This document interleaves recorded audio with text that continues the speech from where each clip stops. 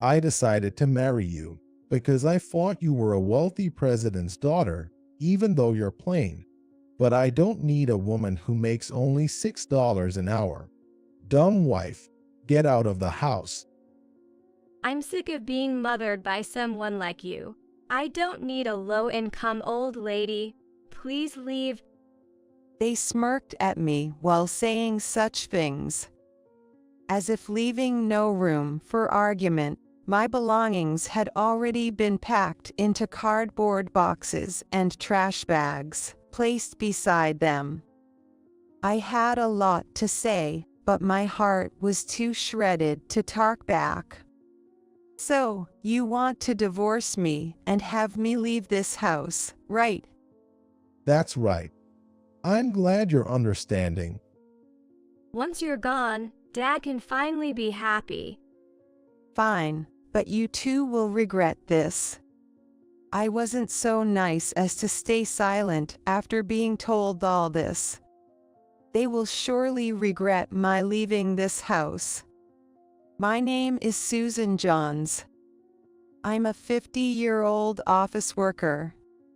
I've been working at my father's company while raising my daughter, Lily, alone and managing household chores for over a decade.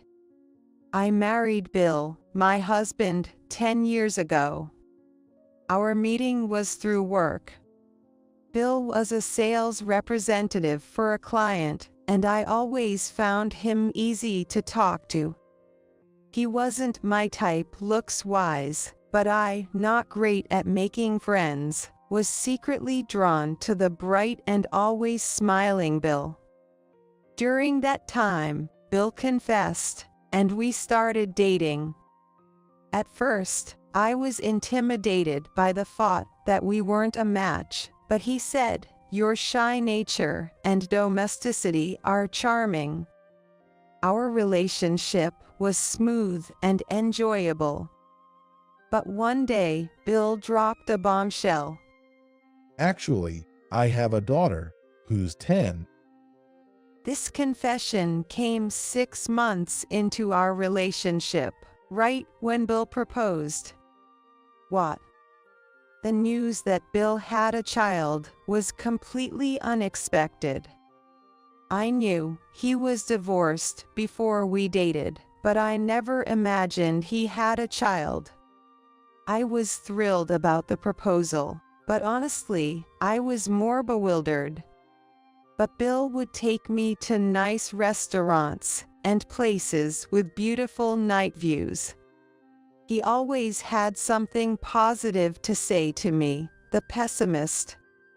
Life with him would surely be fun. I fought, and I started wanting to marry him. Stay away from a divorced man with a child. It's bound to make you suffer. I faced strong opposition from my strict father.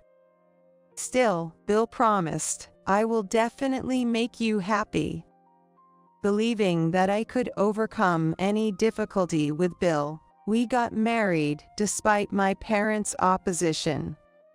But I wish I could tell my past self that you should listen to what your parents said. Otherwise, you'll end up seeing hell.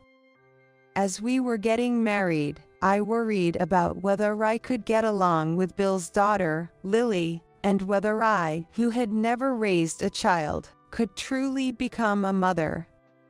The first day I met Lily. "Nice to meet you. I'm Susan." Nice to meet you. I'm Lily. Come in quickly. She greeted me with a smile, grabbed my arm, and led me to the living room. You're a daughter of President, right? Wow, that's impressive. So cool.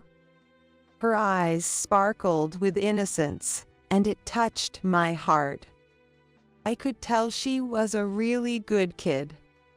That day, I cooked a homemade meal. I went all out, preparing lots of dishes that kids would like.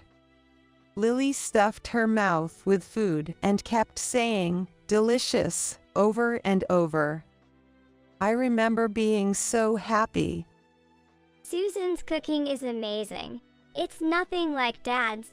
To eat this every day would be the best. She seemed to have accepted her father's remarriage surprisingly easily. What are you talking about, Lily? Dad's cooking is good too, right? Well, it's always the same dishes, and they're bland. Susan's cooking is way better. Now, I'm going to cry. You're making me sad. They joked and teased each other like that. I could see they were a close-knit family. Also, let's talk about our family finances. My husband is just an average employee at a small to medium-sized company. While I am a president's daughter, I've worked long at my father's company, holding a position and earning a decent income. So, our family's finances largely depended on my salary. There was an understanding that my husband would actively take on household and parenting duties, so I never really had any complaints. Whoever can earn should do so, which was our family's approach. That's why I started by replacing my single-use furniture and appliances with family-friendly ones to make life easier for Lily and Bill, aiming to quickly become a full-fledged family member. The same went for our living situation.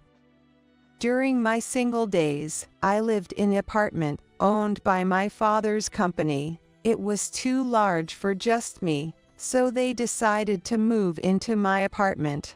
And that's how the new life for the three of us, me, Bill, and Lily, began.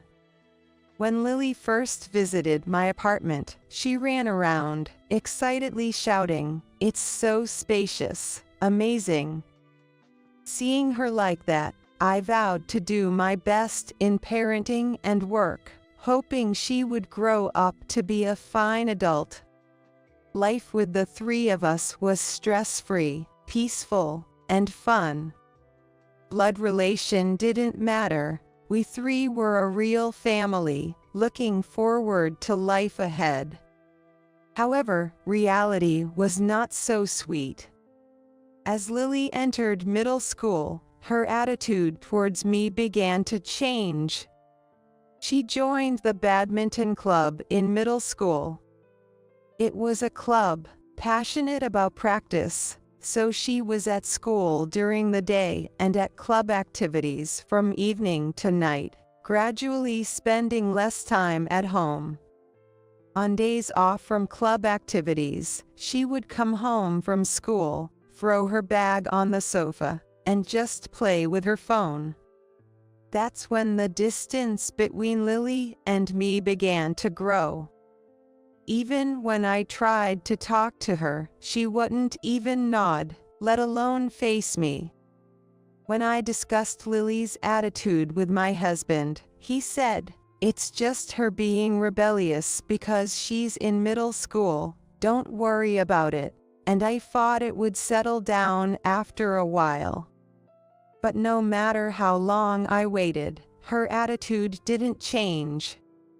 I continued to try engaging with Lily, but the response was lackluster, and sometimes she would sigh deeply and say, "What? Don't talk to me," completely rejecting me.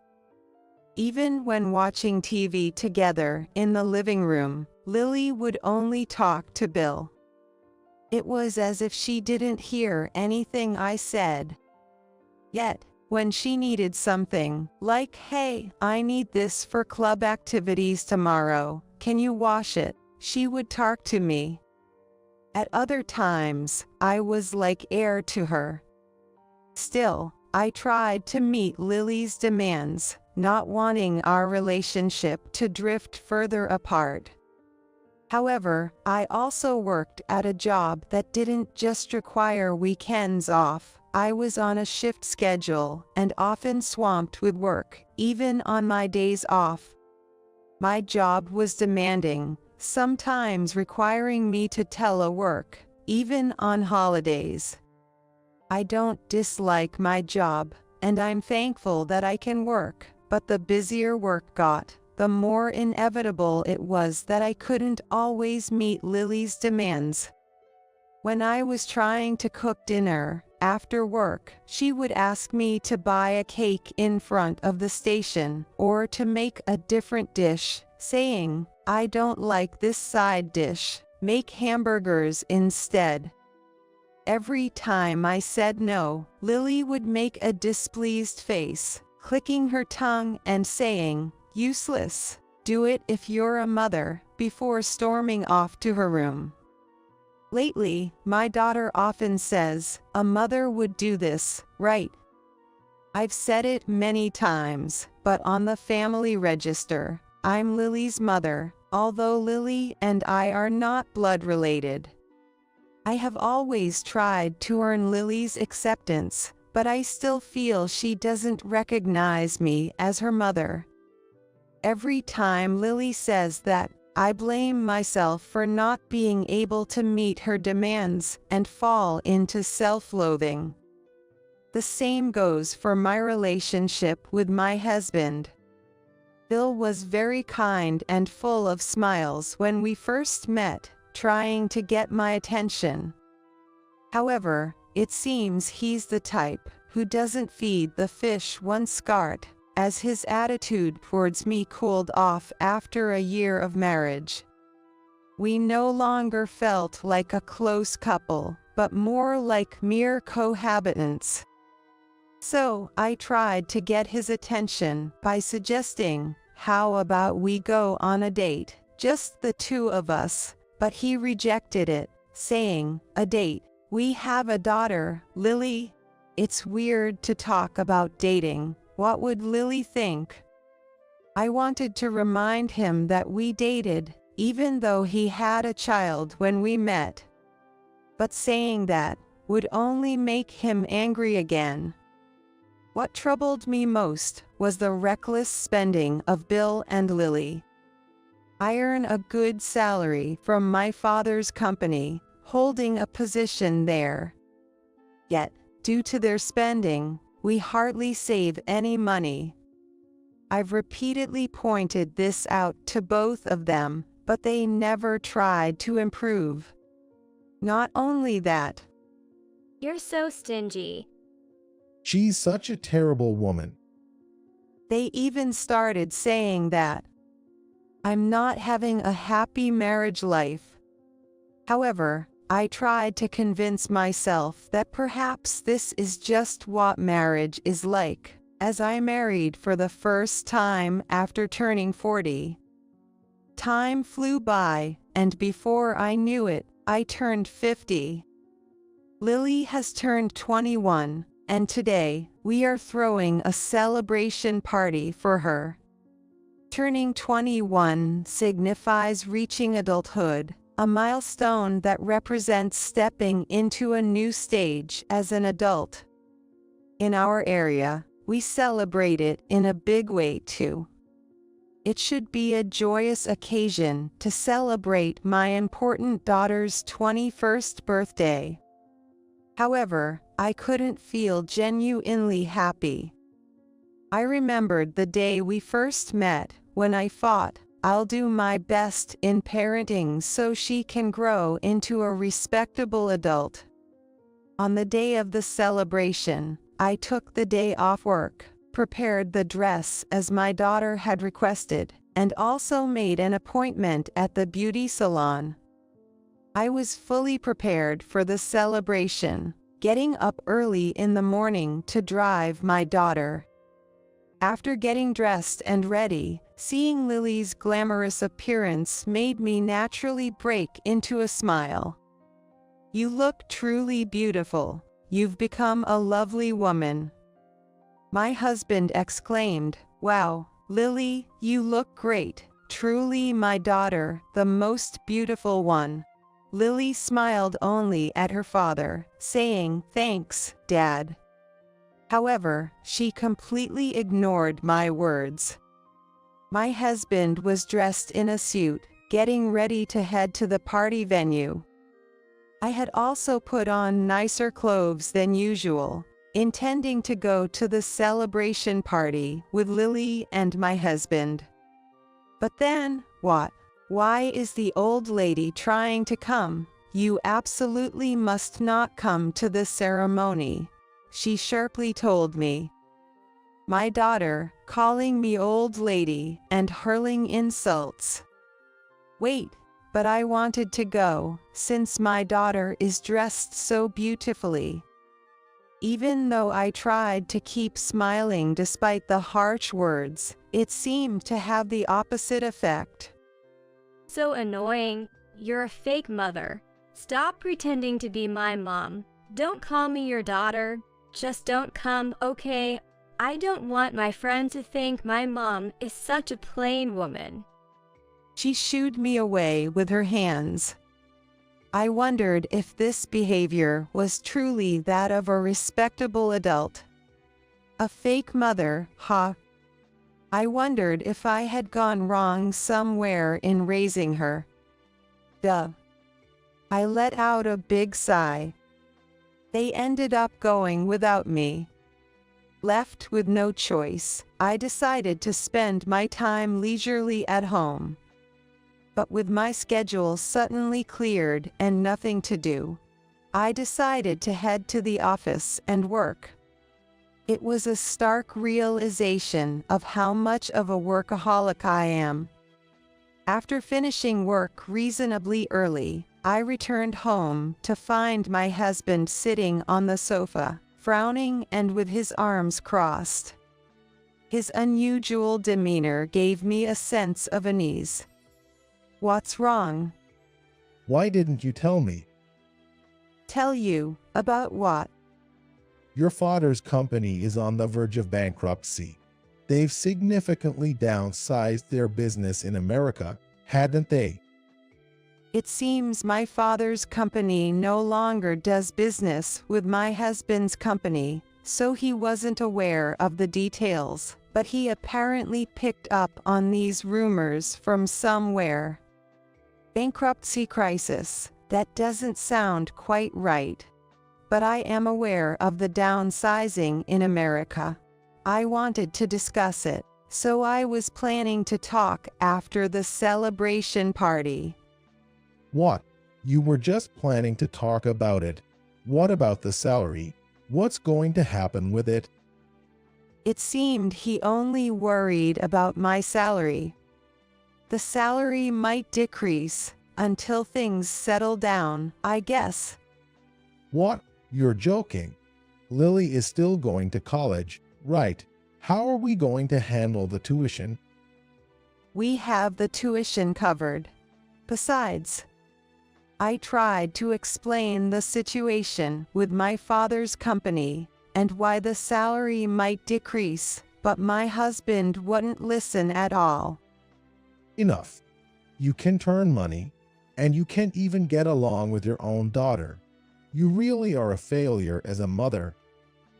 His words, a failure as a mother, pierced my heart. It's true that my salary had decreased, and I couldn't even pretend to have a good relationship with my daughter. Being so bluntly denied, my place shook me. I need to rethink our future together. Saying so, he slammed the door loudly as he left the house. I also wanted to rethink our future. I had intended to have a proper discussion after Lily's celebration was over. Why does nothing ever go right? The next day was busier than usual at work, so I decided to stay late before heading home. Bill used to say that the one who earns more should work and the other should cook if they get home early, but that promise had long been broken. Assuming there would be no dinner prepared at home again today, I decided to buy ready-made meals to get by. When I arrived home, I found Bill and Lily smirking about something. Usually, they would just watch TV or stay in their rooms when I got back, so their behavior was noticeably odd. Their reaction was as if they had been waiting for me to return. But it didn't seem welcoming. I had a bad feeling about this. My bad premonitions like this always tend to come true.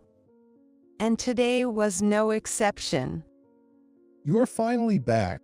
Took you long enough. Really? You're so late. We got tired of waiting. Well, I've been a bit busier recently with new tasks at work. But what's going on, both of you? Here, take this. He threw a large package at me. Open it and see. Is this? When I opened the bag, of course, there was no present inside. I found it filled with my clothes and cosmetics. What in the world? I couldn't understand, my farts failing to catch up. Then my daughter said, "Come this way," and led me to a room at the back of a living room. Opening the door, I saw many of my belongings packed into cardboard boxes and trash bags. Geez, Mom, you have too much stuff. It was tough to pack everything up, you know. I even took time off work to do this. Really tired me out. That's funny. Poor Dad. Watching them laugh together, I finally understood their intention. You want me to leave? That's right. Lily and I have been discussing this for a while. Yeah, Mom, your father's company is in serious trouble, right? And your salary has decreased, hasn't it? No use hiding it. I heard everything from Dad. No, that's... Really, your role in this house is over. That's right. We don't need someone who can turn money anymore. Without giving me a chance to speak, it seemed they were both intent on blaming me. They spoke so rapidly that I couldn't find a moment to interject, and just listened with my head down. As I remained silent, they seemed to forget my presence, and their true feelings spilled out. I married you because I thought you were a daughter of president, only to find out it was a complete misfortune. Exactly. I thought I could live in a fancy apartment and be a rich kid, accepting a plain-faced mom like you, only to be scolded for spending too much. With this face, I can't even tell my friends you're my mom. What are you both saying? I managed to interject with a feeble voice. But this only fueled their momentum. I can say it now. I married you for help with child care and money. What? I couldn't believe what I was hearing. My ex-wife was terrible at parenting. She couldn't earn or handle child care, went into postpartum depression, and that's why my first marriage failed. I took custody of Lily because she mattered to me, but as a mere employee at a small company, I thought I couldn't raise her alone. So I looked for someone plain who seemed to have some money and wouldn't betray me. Then it turned out there was someone who fit the bill perfectly, and that someone was you. You're kidding. I married you against my parents' wishes. You're such an idiot. You'd blush at any compliment. It was so easy to win you over. And I even married you. That's cruel. Who's cruel here? A failing company is just too much. I saw your recent payslips. You're making like $6 an hour. It's the worst. Now that Lily is all grown up, we don't need a low-income, dumb wife. Get out of the house. My wage is $6 an hour. What are they even talking about? I couldn't make sense of any of it. As I silently pondered, my daughter continued, echoing my husband's sentiments. I'm so tired of having a mother like you. We don't need a low-income old lady. Please leave." Their cruel words shattered my heart. They've been feeling that way. I never realized that.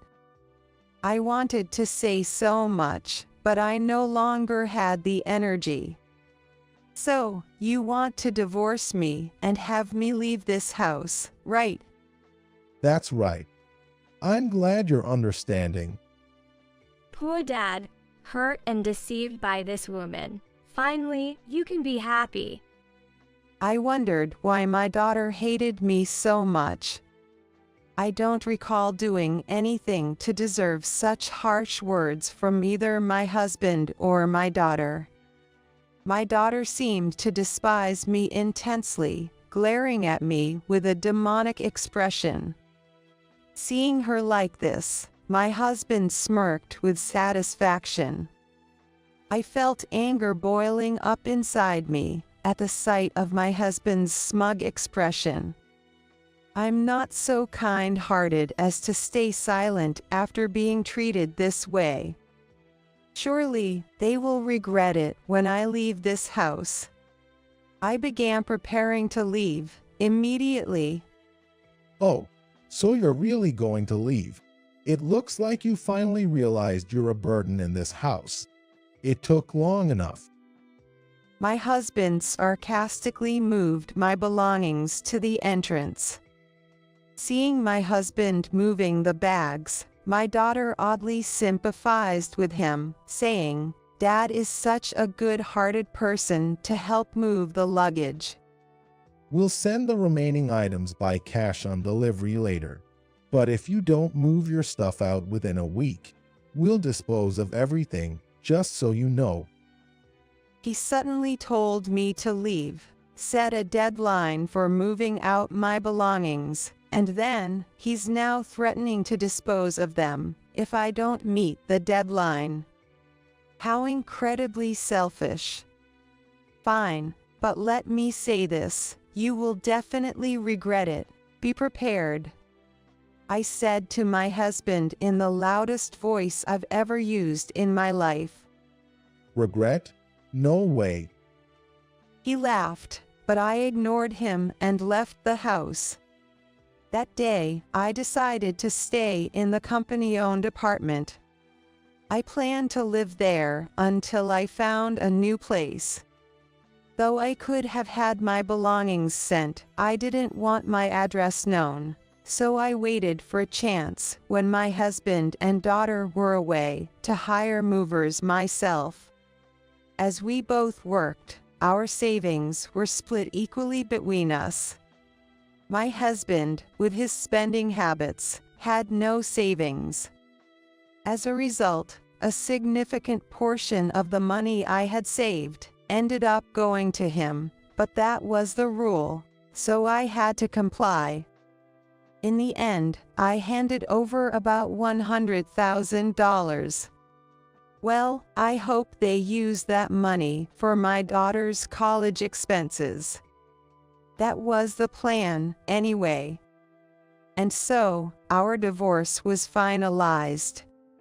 My heart was torn until the divorce, but surprisingly, I felt more at ease and happier after it was done. My feelings were unexpectedly clear. It just shows how distorted my married life had been. 2 months after the divorce was finalized, I received a call from my ex-husband. I hesitated to answer, suspecting what it might be about, but curious about his predicament, I decided to listen for amusement. Hey, what the hell is this about? My ex-husband sounded quite panicked from the get-go. What's wrong? I had a pretty good idea what the issue was, but I asked anyway. I've been told to leave this house by tomorrow. Why? It's our apartment, isn't it? Of course, it's my company-owned apartment. It's clear that two strangers divorced from each other shouldn't be able to live together. It's quite obvious. But even if you say that suddenly, I have no idea where to go next. Can you ask your father to let Lily and me continue living here? What are you talking about? I was suddenly kicked out by you 2 months ago, with no place to go. Fo is completely unconcerned about that. About that, I'm sorry. So, can you help us out? No matter what you say, it's impossible. Is that all you wanted to say? I'm hanging up. Such a cheap apology surely won't make me forgive what happened that day. Even after our divorce, it seems this man still underestimates me to no end. As I was about to hang up, my ex-husband said, "Wait, don't hang up." What now? Is there something else? There's something I don't get. Recently, they decided to build a new high-rise near our house. The location is great, and from what I saw in the brochure, the amenities and space are impressive. When I looked into it, I found out it's owned by your company. What's the deal with that? I thought your company was in financial trouble. How could they afford to build such an amazing building? Oh, that matter. My company started a new business 2 years ago, and it's been doing really well. There's no financial crisis. In fact, it has grown into a company with annual revenues of $30 million. So, buying that building was easy. What? That can't be right. I thought your company in the US was gone, and wasn't your salary reduced? The company in the US hasn't disappeared. It's just smaller now. It still exists. We're expanding our business internationally because the potential revenue outside of the US is much greater. The reduction in my salary was only temporary during this transition period. Our company has an incentive system. My father made sure to adjust so that other employees wouldn't face a salary cut, but since I'm family, I told them it was okay to reduce my salary temporarily. My base salary was sufficient to begin with, and besides, I already had a significant new role lined up for me. Why didn't you explain such important things to me? I tried to explain, but you never gave me the chance. Besides, it's common knowledge that my father's company is rapidly growing. You would have easily found out if you had done a bit of research. You just assumed the worst, didn't you? Well, that's true, but I mentioned I had a big job lined up, and that's because I'm going to be the president of my father's company. President, you. My ex-husband was so shocked that he suddenly raised his voice. His voice was so loud that I had to pull the phone away from my ear and furrowed my brow in annoyance, thinking to myself, so noisy. Yes, I just need to live in the UK for a while to be the president. It's more convenient to work there. I delayed making a decision because you and Lily were still around. I thought I would discuss it with both of you once Lily's celebration party was over and things had settled down. My ex-husband seemed at a loss for words, and no response came from him. He fell silent, probably stunned. Hello, are you listening? By the way, after you guys abandoned me, I gladly accepted the offer to become the president. I've already set the date for moving to the UK, and soon I'll be the president of a company with annual revenues of $30 million. That's ridiculous. Unbelievable. Even during the property division, it was only $100,000. It's a large amount, but nowhere near $30 million. Such wealthy people are not common. Indeed, that would be the norm. Companies with annual revenues exceeding $30 million are rare. However, the situation changes on a global scale. It is said that the salary gap between presidents of companies that operate internationally and those that don't can be tens of times different. Our company has not been limited to the US for a long time. It has been able to grow so much because we have expanded our business internationally. All my savings were managed under my father's name because you and Lily were so reckless with money. So, I decided to entrust most of my salary to my dad, who I knew could successfully manage and invest it. But I saw a payslip with a salary of $6 per hour. What was that about? Oh, I remember you mentioned that. I thought about it afterward, wondering what you were referring to. I realized it was probably the payslip of a part-time cleaner working for us, and that's from years ago. The company has been concerned that the wages for part-time employees might be too low, so I was conducting a review. I was looking back at all the past wages. The payslip you saw is probably from years ago. Now, the minimum wage everywhere is over $9, so it's clear that $6 an hour just isn't possible anymore, if you think about it. I couldn't help but laugh at the absurdity. If he had looked closely at the payslip, he would have noticed the different name and date. He must have been desperately searching for something to use against me. Maybe that's the payslip he happened to see. But seriously, even a fool would notice that. So, I've been mistaken all this time. I let a woman worth $30 million slip through my fingers. Well, it looks that way. I'm hanging up now, and say hi to Lily for me. With that, I abruptly ended the call from my ex-husband. After that, I received numerous messages and relentless calls from my ex-husband, begging me to reconsider, but I ignored them all. Still, he was so persistent that I blocked him on everything yesterday. 3 months have passed since then. I am living in the UK now. Work has been extremely busy without a break, but I am grateful for the increased workload.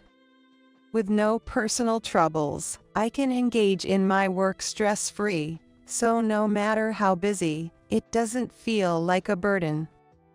Lily has called me several times since then. I'm really sorry, Mom. When I entered middle school, Dad started bad-mouthing you, saying you were cheating or mocking me. I believed all that and blamed you for everything. I'm sorry for all the awful things I've said over the years. Lily seemed genuinely remorseful, and I considered forgiving her, but her past behavior towards me, influenced by her father's words, was too harsh to simply overlook. I'd like to say it's understandable because it was what your father said, but you also had a part in this. Even though I'm apologizing like this, you won't forgive me. You are my mother. Also, you are wealthy, right? Please, I can't lower my standard of living now that I'm used to having you around. Help me out. I'll go anywhere, even to the UK. Lily's argument was that life was comfortable and somewhat affluent when I was around, without any inconvenience.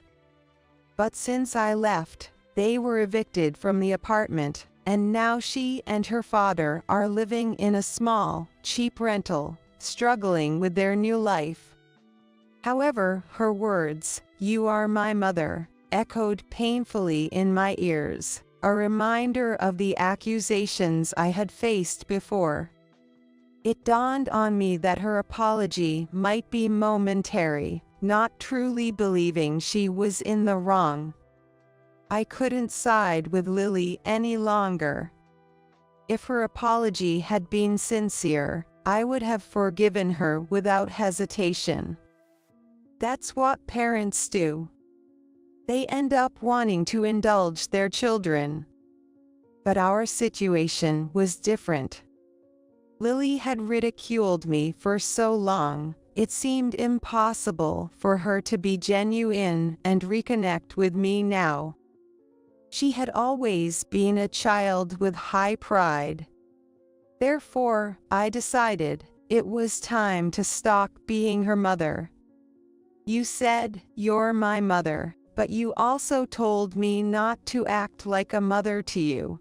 So, I stopped doing that. I stopped acting like your mother. Sorry, but you are now a full-fledged adult.